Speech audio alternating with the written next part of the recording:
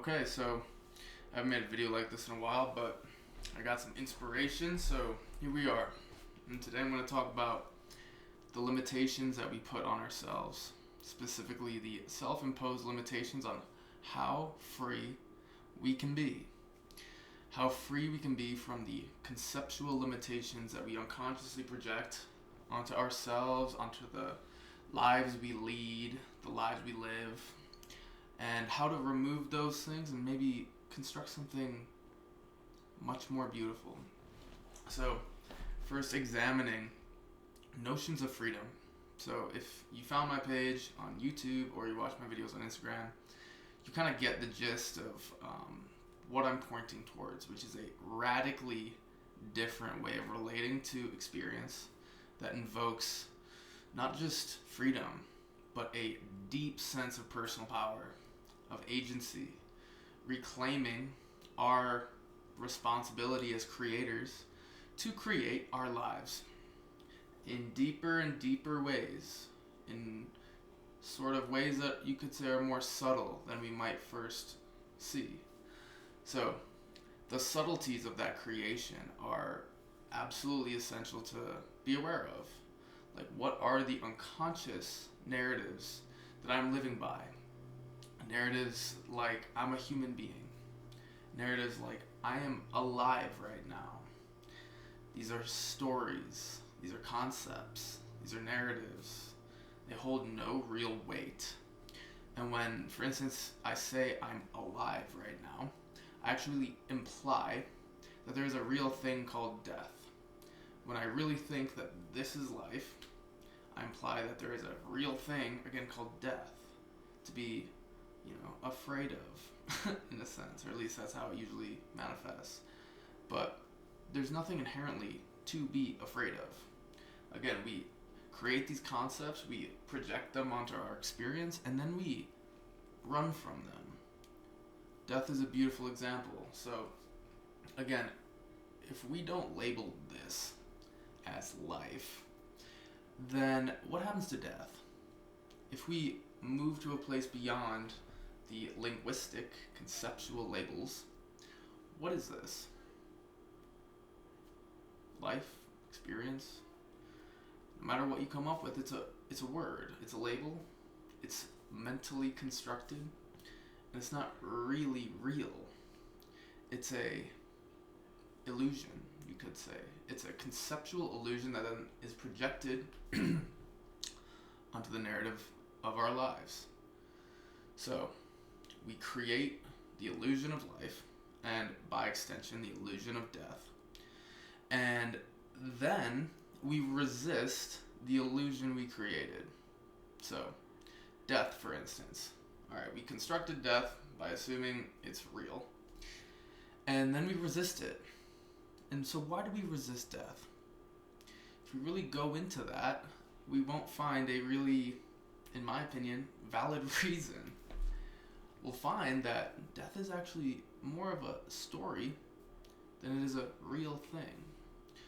And there is, the absence of life. At one level, you could say that. But again, that's just conceptual.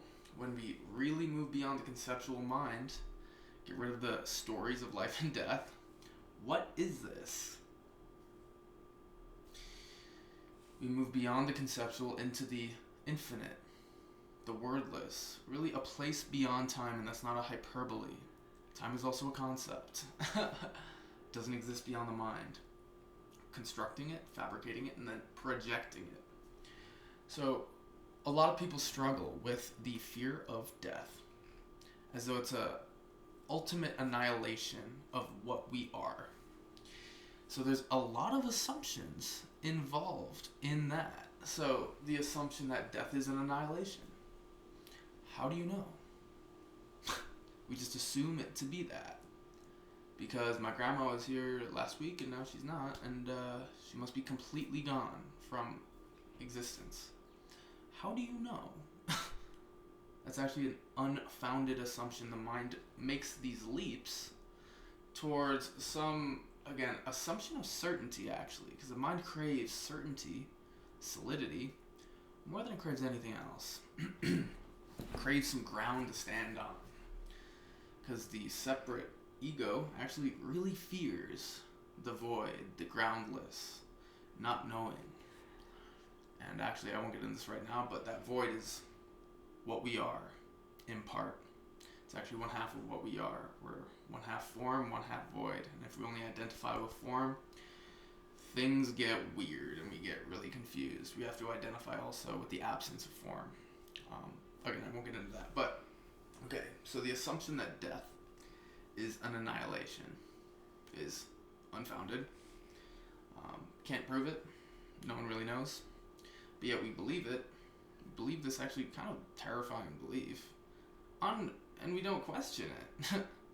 So we have this unquestioned belief of annihilation, and then we just project that onto reality, and all of a sudden we're terrified of this thing called death. Without even looking at it and asking the question, what is this thing? Like, really, what is death? We have so much resistance to death that we actually don't understand what it is. We just assume it to be the worst case scenario. Due to our resistance and our lack of familiarity with death. So if we can open our hearts to that experience, I mean, it's a conceptual experience, but to the conceptual experience of death, then we can start to really examine what is this thing called death. And we can start to really see through it, through opening the heart, the psyche, the soul, to the fear of not knowing, the fear of what if it is annihilation? That's a valid possibility, equally as valid as any other. And what if it is that worst case scenario? Can we feel that? Can we be with that possibility? Can we accept it here and now as a possibility in order to be free from it here in the present moment, so we are not strangled by the fear of our own assumed concepts and beliefs? Because what a shame to live a life where we are afraid to really taste this place because of a fear of death. Because we don't intimately understand it. We don't have a relationship with death. And this is not a personal issue as much as it is a cultural issue. We reject death. We put old folks in homes. We don't like to see it around us. And, I get it, but at the same time that causes us to lose a relationship with this essential part of life. And in my opinion, really not having a relationship with death is a sign of a sick culture. We're going to avoid something that is absolutely inevitable. Absolutely. Seems silly, right? Seems kind of naive. Seems like, well, it's a part of being human. It's part of living. It's part of breathing. It's part of tasting life. It's the fact that it has to end. And is that bad? And if so, why? And who makes it bad? These are the questions. And I hope you can understand, with this example, the breadth and the depth of the possibilities of working with concepts, of working with our beliefs, our unquestioned assumptions, recognizing the power that they hold over our lives right here and now, not in a heady way, in a very direct way. It creates the world I walk through on a day-to-day basis. When we understand that, we can work at the level of concept to deconstruct the unskillful, painful, conceptual narratives and overlays. We can break those down and replace them with things that are much more beautiful, poetic, meaningful, that breed acceptance, love, connection, openness. Nothing is set in stone. It is all fluid and malleable. It's our own minds that give the illusion that they're not, because we've been conditioned and convinced to believe that the world we experience is objectively how it is. That's how we perceive it. It is not objectively how it is. Perception is malleable. I can see this candle. It smells like basil. It's an interesting candle. I can see this in many ways. Like, okay, I can see this as a candle. Oh, it's tomato. I can see this as a candle. I could see this as a sacred object. I was blessed with this candle by my mom as a present. And I could say that's a blessing from an angel, actually. Not in a weird, religious Christian way, but the fact that we are all breathing, speaking from, living through from divinity. My mom gave me this. All of a sudden, my perception of this can change into somewhat of a blessed object. And you can feel that in your body. Again, with this example and others, when you pray over your food, you feel a difference because your perception has shifted. If I just scarf down my dinner, that's fine, but you don't feel the same reverence, openness, gratitude as if you were to say thank you first to whoever floats your boat, just creation if you want, or some unspeakable energy. So again, perception is malleable. We can make it much more beautiful, sacred, deep. Except we've been convinced to say a certain narrative is objectively real, all others are not. The narrative specifically of materialism, of scientism, which is different than science. It's where science takes over the psyche as a worldview, where nothing that cannot be explained by science is real. What a naive belief. Here we are, 2025, we must have figured out the nature of existence. And science is how we did it. Seems kind of, not quite it, in my opinion, considering science tends to flip on its head every few hundred years. New discoveries, quantum physics is really crazy, braces quite a bit of paradox, and really leaves the logical mind in the dust, in my opinion, but quantum physics is not the worldview that science pushes on the masses.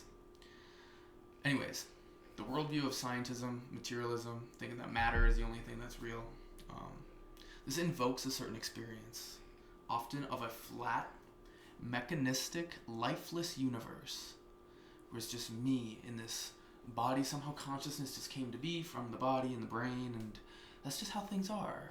And no one knows what's really going on, but it's just random particles interacting.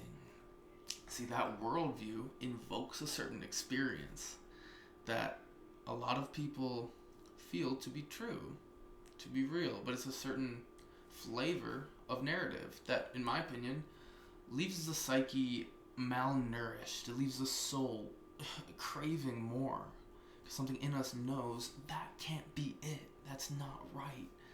That this world, this universe, what I am, it's just random. Bullshit.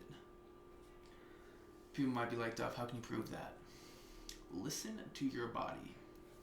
I think a big part of the mental health crisis is actually this belief in the reductionist mentality that breeds that experience of a dead, lifeless universe. And I think that then we're alone in this random place with nothing around us. No unseen beings, gods, God, whatever you want to call it, to help us, to lean on. Something in the psyche needs that. Why do you think humans have evolved for spirituality? Evolutionarily, nothing happens on accident. Why did spirituality evolve? So, I think connection to spirit, the unknowable, the void, is absolutely essential for mental health. There's no way around it. I like Buddhism as a way to really get into that void experientially. But there's many paths. So, anyways, perception. Our worldview that has been conditioned to, appear as materialistic, based on science, and reduced to fit that mold. That's a certain view. But what was the worldview 2,000 years ago in the Amazonian rainforest? The human beings living there, what world did they live in? Because their perception was very different than people now. Whose world is real? Are you sure yours is as real as you think? And is that okay? Or do we need some ground to stand on? What about 10,000 years ago? There were human beings around, living in caves or building pyramids, who knows? What was their worldview? What was the world they inhabited that their perception showed them? Probably very different than ours, maybe unrecognizable. I would say that the scientific method was not worshipped the way that it is today. So again, whose world is real? And notice what's going on for you. If there's resistance, then maybe there's some separate self, some solidified sense of ego that is holding on to the way it thinks things are. And that's okay. We don't have to push it. But what would happen if you didn't need that solid ego? You didn't need to hold on to that. What if you could just let go into the groundlessness, into the void, seeing all these worldviews as just sparks of awareness projected into the night sky, just sparks that fade again into the blackness of the void of the night sky. They all come and go, and they're all beautiful in a sense, but none are inherently real, because reality is unspeakable, ungraspable. Everything else is just a projection, and that's where the freedom is. So I'm throwing out a lot of ideas right now. I would love to back them up. If you have any questions about this stuff, please put it in the comments, but I'm going to keep riffing for a sec. So, perception is malleable, fluid and malleable, in very deep ways that we might not be aware of. So the goal of what I want to offer is ways to see what are my solidified narratives, and can I see how they affect me? Can I see how they are creating my sense of self, winner, loser, whatever, my sense of the world, my sense of life, my sense of death, my sense of an afterlife, my sense of meaning and purpose are wrapped up in perception, in the narratives in our mind. And this is not just language, it's not just thoughts speaking, it's much deeper than that. It's non-linguistic senses of knowing what I am, knowing what's real. These can be felt in the body, they don't have to be words. But we have to question all of that.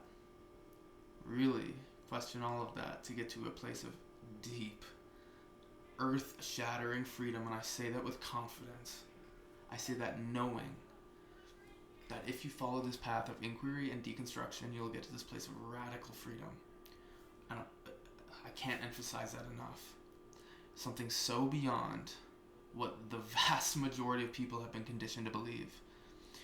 And in that fluidity of perception, we can start to build anything that we want.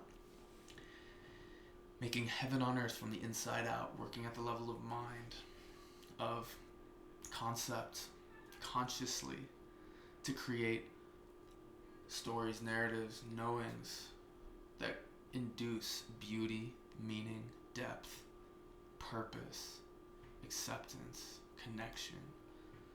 These are all constructions or fabricated constructs, just like absolutely every flavor of suffering, depression, anxiety. They are built experiences. They are built off unquestioned beliefs and assumptions about who I am, what I need to do. If I don't get this job and this partner and have this much money, then I'm a failure. Sound familiar in the West? Probably. So again, notice that these are unquestioned beliefs and assumptions. What happens if I don't have the same values as other people? I don't give a fuck if I make the same amount of money. Cool, they can get a Lamborghini. I'll be chilling in my beater car for as long as I have it, because I don't need that to be happy. If I make that my story, do I feel the same lack? If I feed that story, do I feel the same lack? It's the fact that we unconsciously reify to make real. We unconsciously reify these stories, cultural values, beliefs about worth. It's all empty of any inherent existence. We create the reality in any of those stories, often unconsciously, and maybe we're fed those stories, but we check them off. We approve that, oh, yep, this is real. Yep, if I don't have that amount of money, or my dad doesn't love me, then I can't be happy. Why? Who says? Really, who says? And so, again, I won't go too deep into this right now, but the way to deconstruct any solidified narrative is by completely opening the heart to it. Completely opening the heart to the pain, the suffering, the anguish, feeling it in the body, somatically. If I feel very alone, lonely, isolated, if we want to change that narrative and come to a place of radical wholeness, feeling found, heard, we have to really open the heart to that feeling of being alone, separation, isolation. If we open to that, sit with that feeling, we're not going to stay there forever. Eventually we will, through opening, kind of loosen that knot of, in this case, feeling alone. So the more we resist that feeling, the more we tighten that knot. And when we open the heart, we loosen that knot, and we can start to untie the narratives that have created that experience. So again, the path to deconstruction is by opening the heart and going dead into that pain, that suffering. This is where it's sort of a warrior's path, you could say. It takes a lot of courage to do this, but it's a path well worth walking. And if you go into that darkness enough, you become empowered by it, and you realize there was nothing to be afraid of. It's my own mind playing tricks on me. So we need to go into that darkness to shed the light of awareness on our stories of compassion, love, and acceptance, opening to the darkness, to the tightness in the psyche, to loosen those knots. So that from that place of looseness, we can start to rewrite the narrative. Again, when we go through that feeling of being alone, maybe we'll feel found just with ourselves, that feeling of solace, solitude. Solitude and loneliness are the same experience from a different vantage point. If I can accept the sense of loneliness, if I stop resisting it, it opens to a very beautiful experience of solace. And again, all of this, all of our suffering is workable. So that was just my rant for 20 minutes on a bunch of different stuff.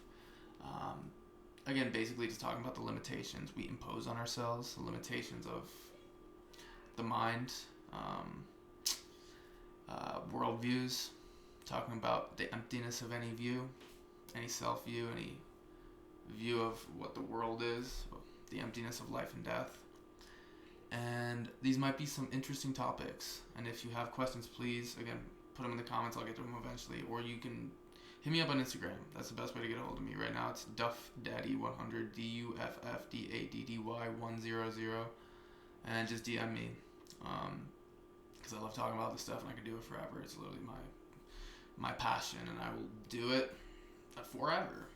I'm beautifully haunted by these teachings, and I hope you can start to touch into the beauty of them too. So, thank you.